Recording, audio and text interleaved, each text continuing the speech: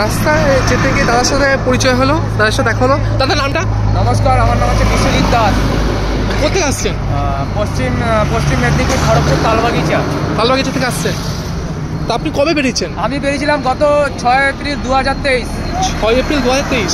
কোন কোন জায়গা এখন পর্যন্ত ঘুরলেন? এখন অবধি পুরা হয়ে গেছে। খড়গপুর থেকে বেরিয়েছিলাম উড়িষ্যা, ছত্তিশগড়, অন্ধ্রপ্রদেশ, তেলেঙ্গানা, তামিলনাড়ু, কেরালা, কর্ণাটক, গোয়া, মহারাষ্ট্র, মধ্যপ্রদেশ, গুজরাট, রাজস্থান, হরিয়ানা, দিল্লি, উত্তরপ্রদেশ, উত্তরাখণ্ড, হিমাচল প্রদেশ, পাঞ্জাব, জম্মু কাশ্মীর। এখন নর্থ ইস্টে আসলাম, বিহার, ঝাড়খণ্ড থেকে আসলাম, নর্থ ইস্ট, মেঘালয়, মিজোরাম, ত্রিপুরা, আসাম। তাহলে সব জায়গাগুলো মোটামুটি ঘোরা হয়ে গেছে। কোন জায়গাটা সবচেয়ে বেশি ভালো লাগলো? সব থেকে ভালো বলতে গেলে সবই ভালো আমার কাছে, হ্যাঁ, কিন্তু বেশি ভালো লাগলো গুজরাটটা। আচ্ছা, গুজরাটটা খুব ভালো, মানে মন্দির আছে অনেক। তারপরে পাঞ্জাবটাও খুব ভালো, পাঞ্জাবটা খুব ভালো, গুরুদুয়ারা আছে অনেক, খাওয়া দাওয়ার থাকা ব্যবস্থা অনেক হয়ে যায়। আচ্ছা, খাওয়া দাওয়ার কথা যখন বললে তাহলে তুমি রান্নাবান্না কি নিজেই করে নাও? রান্নাবান্না এখন নিজেকে করতে হয়, স্টোভ আছে, ছোট সিলিন্ডার আছে নিজে।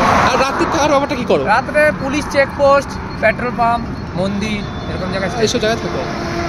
আর একটা অভিজ্ঞতা বলো,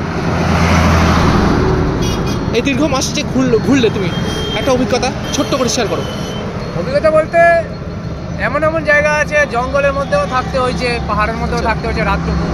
ভগবানের কৃপায়, আশীর্বাদে রাতটুকুটা ওরকমভাবেই কভার করে দিয়েছিলাম। কোনো সময় রাস্তাঘাটে চোর ডাকাতের কবলে পড়েছো? না, চোর ডাকাতের কবলে এখনো পড়িনি।